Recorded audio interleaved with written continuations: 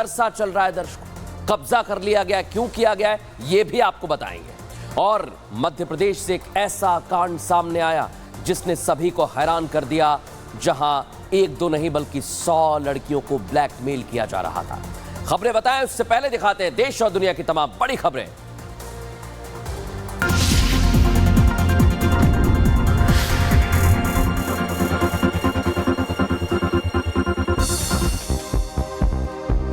जम्मू कश्मीर विधानसभा चुनाव के लिए अमित शाह ने जारी किया बीजेपी का संकल्प पत्र। जम्मू कश्मीर को मिलेगा पूर्ण राज्य का दर्जा, आतंकवाद और अलगाववाद पर बढ़ेगी सख्ती।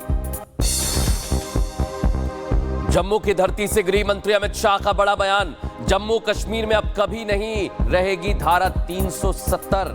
राहुल गांधी से पूछा सवाल, क्या नेशनल कॉन्फ्रेंस के एजेंडे के साथ है कांग्रेस?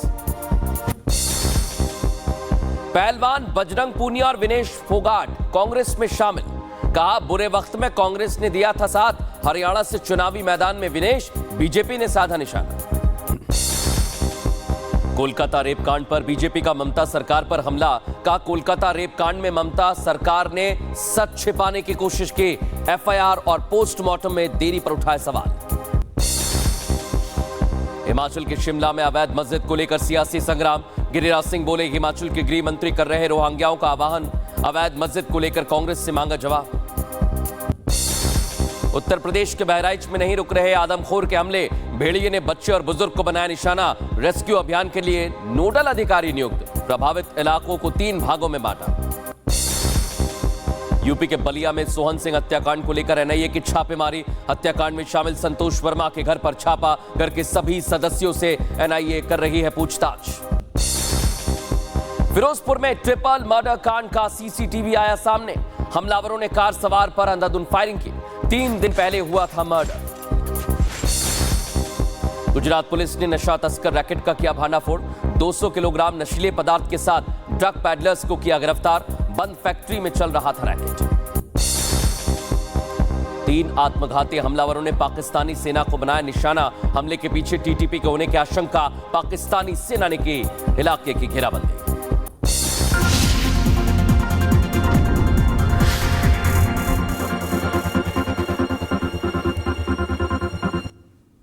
और आज की हमारी सबसे पहली और सबसे बड़ी खबर है, अब चूकना नहीं। योगी आदित्यनाथ बार बार यह संदेश दे रहे हैं, लेकिन इस बार हिंदुओं को यह संदेश क्यों दिया है, इसके पीछे की वजह क्या है, और अब योगी आदित्यनाथ की अलग अलग देशों में क्यों मांग हो रही है, आइए आपको विस्तार से बताता हूं। दर्शकों, आज हम एक ऐसी खबर का एक्सरे कर रहे हैं जिसका कनेक्शन बांग्लादेश से भारत और भारत से विदेश तक है। बांग्लादेश के हालातों से आप वाकिफ हैं दर्शकों, हमने कई बार देखा।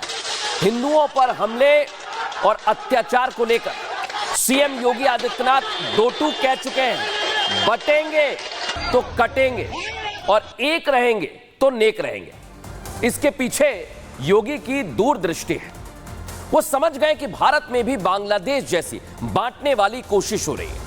सीएम योगी ने जब ये संदेश दिया, मैसेज दिया, उसकी गूंज दुनिया में सुनाई दी।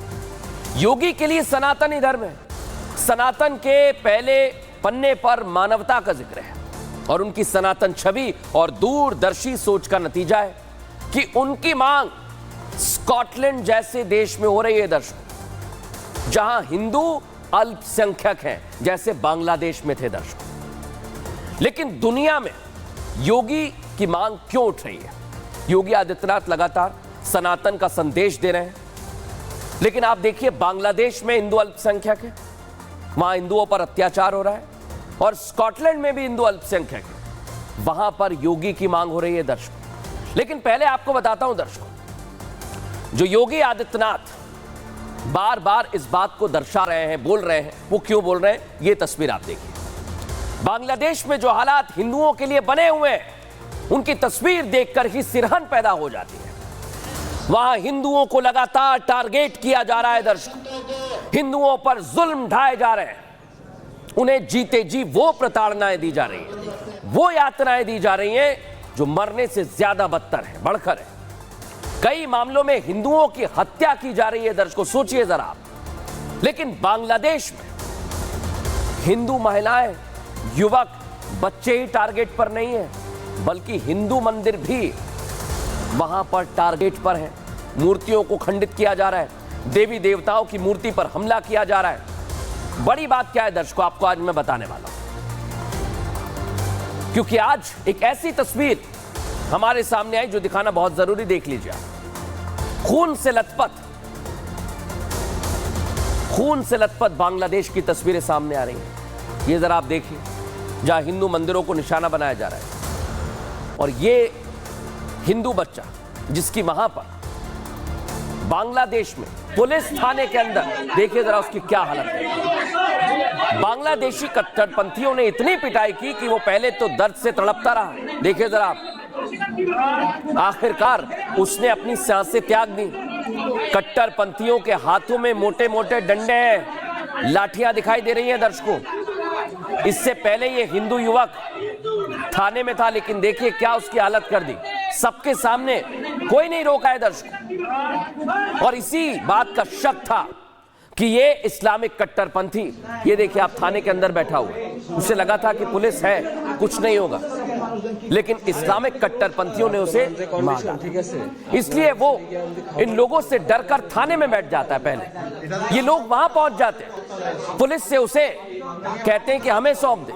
पुलिस पहले इनकार करती है, लेकिन काफी देर बाद उत्सव मंडल इसका नाम था, इस हिंदू युवक को कट्टरपंथियों के हाथों में सौंप दिया गया। पुलिस भी काम नहीं आई। उसके बाद वो उसे मार डालते। दर्शक, कट्टरपंथी नारे लगाते, हुड़दंग काटते और चिल्ला चिल्ला कर ये बता रहे हैं, देख लीजिए दर्शकों, सुनवाता हूं आपको क्या कह रहे हैं, कि वो रुकने वाले नहीं हैं। हिंदुओं को वो इसी तरह निशाना बनाते रहेंगे। इन कट्टरपंथियों को संरक्षण मिला हुआ है मोहम्मद यूनुस का, क्योंकि वो कह रहे हैं कि हिंदुओं पर हो रहे हमले सिर्फ एक बहाना है। ये उन्होंने कहा है, वो हिंदुओं पर हो रहे अत्याचार को एक साजिश बता रहे हैं। इन तस्वीरों को नहीं देख रहे, वो कह रहे हैं कि ऐसे हमलों को बड़ा दिखाने की कोशिश हो रही है। यानी ये तो साफ हो गया है दर्शकों कि मोहम्मद यूनुस हिंदुओं पर अत्याचार को हवा दे रहे हैं, ऐसे हमलों को बढ़ावा दे रहे हैं दर्शक। यही तस्वीर आप देखिए दर्शक, लेकिन आप समझिए, ये जो तस्वीर आज बांग्लादेश से सामने आ रही है, इसलिए हम कह रहे हैं जो संदेश दिया गया है वो बहुत बड़ा संदेश है। और किस तरह से योगी आदित्यनाथ ने संदेश दिया है, पहले आपको वो सुनवाता हूं, और फिर एक और संदेश आज दिया है, उसके बारे में बताएंगे। राष्ट्र से बढ़कर के कुछ नहीं हो सकता, कुछ नहीं हो सकता। और राष्ट्र तब सशक्त होगा जब हम एक रहेंगे।